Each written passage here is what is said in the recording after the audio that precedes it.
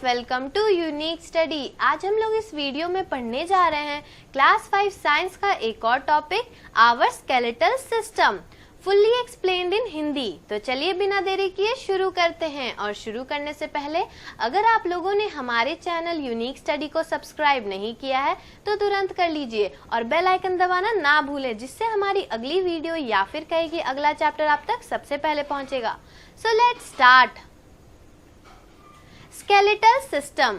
तो इस चैप्टर का पहला टॉपिक है skeletal system. The framework of bones in our body is called the skeleton. It gives shape to the body and protects the internal organs. There are 206 bones in the skeleton of an adult human being. The human skeleton consists of the following parts. तो skeleton किसे कहते हैं? Bones का जो framework होता है हमारे body में उसे हम लोग स्केलेटन कहते हैं। इसीलिए स्केलेटन का डेफिनेशन होगा the framework of bones in our body is called the skeleton. Skeleton हमारे बॉडी को शेप देता है और हमारे इंटरनल ऑर्गन्स को प्रोटेक्ट करता है। टोटली हमारे बॉडी में 206 बोन्स होते हैं जो कि एक फ्रेमवर्क बनाते हैं और स्केलेटन बनते हैं। और जो ह्यूमन स्केलेटन में पार्ट्स होते हैं वो क्या होते हैं?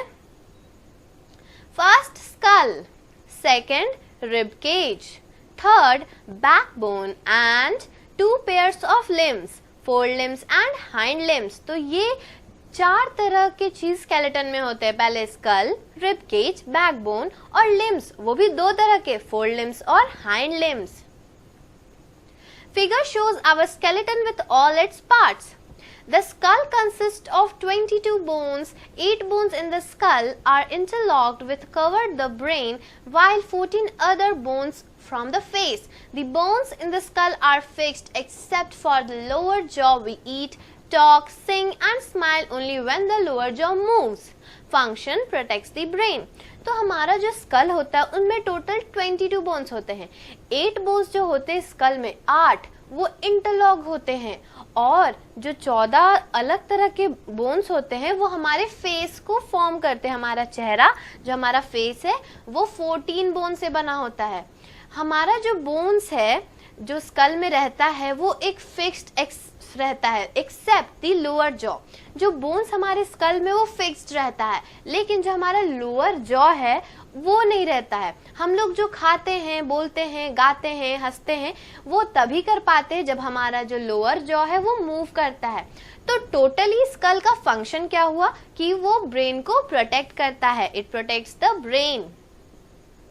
Second, the bones that are present around the chest are called the ribs, which form a cage-like structure called the rib cage. A rib cage has 12 pairs of bones. A long breastbone called sternum holds the ribs in their place. The other ends of the ribs are attached to the backbone. The last 2 pairs of ribs are not attached to the sternum. These are called floating ribs. Function protects the heart and the lungs. जो bones हमारे chest में present होते हैं उसे हम लोग ribs कहते हैं। ये जो रिब होते हैं वो एक केज लाइक स्ट्रक्चर में प्रेजेंट होते हैं जिसे हम लोग रिब केज भी कहते हैं। रिब केज में टोटल 12 पेयर बोन्स होते हैं। जो सबसे लंबा ब्रेस्ट बोन होता है उसे हम लोग स्टर्नम कहते हैं, जो कि हमारे रिब्स को एक सही जगह पे होल्ड किए रखता है। और जो रिब्स के अदर एंड होते हैं वो बैकबोन से कनेक्टेड होते हैं, लेकिन जो लास्ट 2 पेयर होते हैं रिब्स के वो स्टर्नम से कनेक्टेड नहीं होते, इसीलिए उन्हें फ्लोटिंग रिब्स कहते हैं। तो टोटली इस रिब केज का फंक्शन क्या हुआ? Protects the heart and the lungs, हमारे हार्ट और लंग्स को प्रोटेक्ट करता है। थर्ड है the backbone is one of the most important parts of the skeleton. It is attached to the skull. The backbone consists of a series of 33 small bones called vertebrae. These form the vertebral column of our body. We are able to walk, sit, stand and bend because of the vertebral column. Function protects the spinal cord. तो फिर आता है backbone.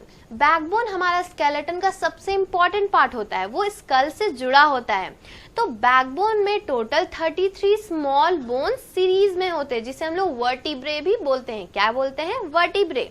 इस तरह का vertebral column हमारे body का backbone form करता है। हम लोग जो चलते हैं, बैठते हैं, खड़े होते हैं, झुकते हैं, ये सब क्यों होता है? ये सब हमारे वर्टिब्रल कॉलम के प्रेजेंट होने पे ही हो पाता है। तो ऑल इन ऑल बैकबोन का फंक्शन क्या है? वो हमारे स्पाइनल कॉर्ड को प्रोटेक्ट करता है और इसके बारे में पूरे डिटेल के साथ आप नेक्स्ट चैप्टर में पढ़ेंगे। फिर आता है fourth, there are two pair of limbs in the skeleton, the forelimbs arms and the hind limbs legs. The forelimbs or the arms are joined to the spine with the help of the shoulder girdles and the hind limbs are joined to the spine with the help of the pelvic girdles. The longest bone, femur, thigh bone, bears the weight of the whole body. So function is helps to do activities like grasping objects and movement.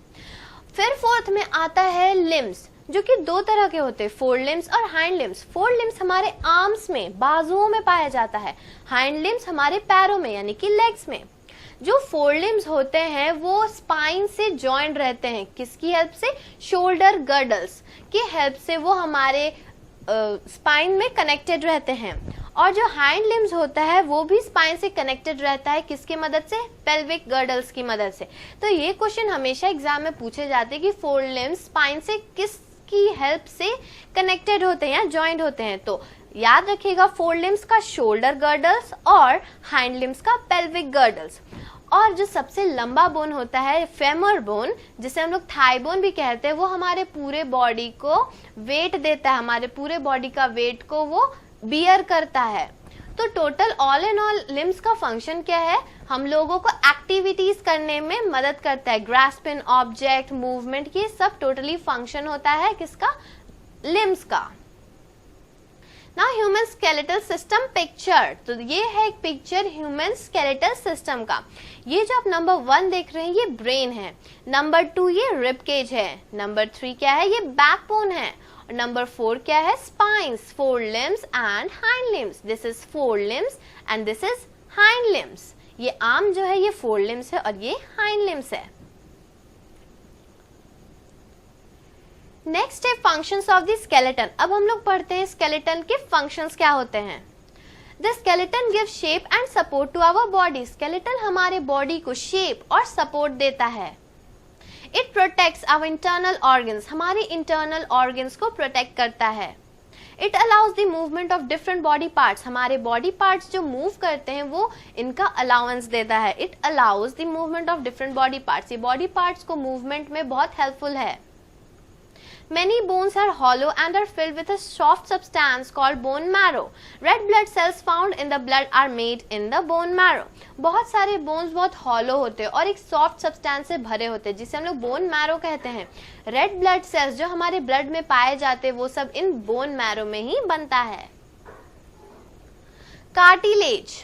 In addition to bones, our skeletal system also consists of a though elastic tissue called cartilage. Cartilage protects bones at movable points. Otherwise, the bones would rub against each other while moving and get damaged. Our outer ear and the nose tip are made up of cartilage. Bones के addition में हमारे skeletal system में एक elastic tissue होता है जिसे हम लोग कार्टिलेज बोलते हैं। कार्टिलेज हमारे बोन्स को प्रोटेक्ट करता है मूवेबल पॉइंट्स पे। अगर ये कार्टिलेज ना हो तो हमारे बोन्स एक दूसरे से रब कर करके वो खराब हो सकते हैं, इसलिए वो कार्टिलेज उस जगह पे प्रेजेंट होता है जहाँ पे बोन्स मूव करते हैं। हमारा जो आउटर ईयर है और जो नोज का टिप है वो सब कार्टिलेज से बना हुआ है। जॉइंट्स, नेक्स्ट टॉपिक है जॉइंट्स।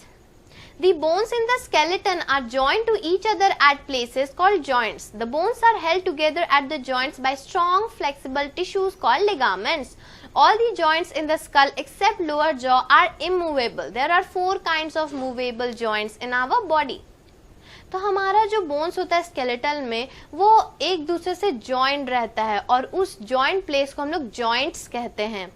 जो बोन्स है वो एक दूसरे से कनेक्टेड रहता है जॉइंट्स से, किससे? स्ट्रॉन्ग फ्लेक्सिबल टिश्यूज जिसे हम लोग लिगामेंट्स बोलते हैं। तो लिगामेंट्स की मदद से वो जो बोन्स है वो एक साथ जुड़े रहते हैं। जो सारे जॉइंट्स होते हैं स्कल में except lower jaw are immovable, जो जितने भी जॉइंट होते हैं स्कल में वो नहीं मूव कर पाते हैं एक्सेप्ट लोअर जॉ। तो हमारे बॉडी में 4 तरह के मूवेबल जॉइंट्स पाए जाते हैं। In a ball and socket joint, the rounded head of one bone fits into the hollow cup-shaped socket of another bone. This allows maximum movements of the body parts. For examples, joints at the hip and the shoulder. तो पहला है ball and socket joint. Ball and socket joint जो होता है उसका head rounded होता है, जो एक बहुत ही कप शेप्ड सॉकेट से दूसरे बोन में कनेक्टेड होता है. ये बहुत ज़्यादा मूवमेंट्स को अलाउंस देता है. जैसे कि हमारे जो जॉइंट्स है शोल्डर के पास, हिप के पास, ये सब बॉल एंड सॉकेट जॉइंट है, जिसके वजह से हमारा जो शोल्डर है वो अच्छी तरह से मूव कर पाता है. ये जो आप पिक्चर देख रही हैं बॉल एंड सॉकेट जॉइंट है. Next है a hinge joint provides back and forth movement similar to the hinge of a door.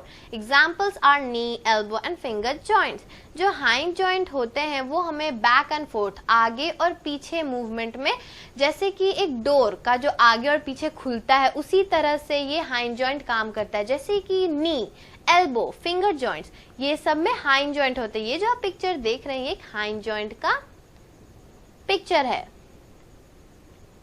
In a pivotal joint, a cylindrical bone rotates inside a ring-shaped bone. For example, our neck is joined with the head with the help of a pivot joint. दूसरा है pivotal joint. Pivotal joint जो होता है वो cylindrical bone की तरह होता है, जो rotate करता है एक ring-shaped bone में. जैसे कि हमारा neck जो चारों तरफ ऐसे बस झुकता है उसे हम लोग पाइवटल जॉइंट कहते हैं. जो नीचे से लेके ऊपर तक जो घूमता है हमारा गर्दन, वो पाइवटल जॉइंट की वजह से हो पाता है with the help of a pivot joint.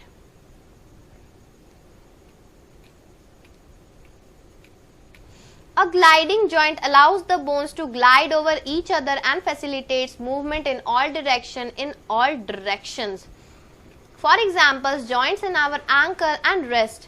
जो ग्लाइडिंग जॉइंट होते हैं वो हमारे बोन्स को ग्लाइड, एक दूसरे के ऊपर ग्लाइड करने में हेल्पफुल होते हैं और हमारे जो बोन्स है उन्हें सारे डायरेक्शन में मूवमेंट करने में हेल्पफुल होते हैं. जैसे कि हमारे जो एंकल है, रिस्ट है, वो चारों तरफ घूमते हैं, ग्लाइड करते हैं. तो ये सब ग्लाइडिंग जॉइंट की वजह से होता है.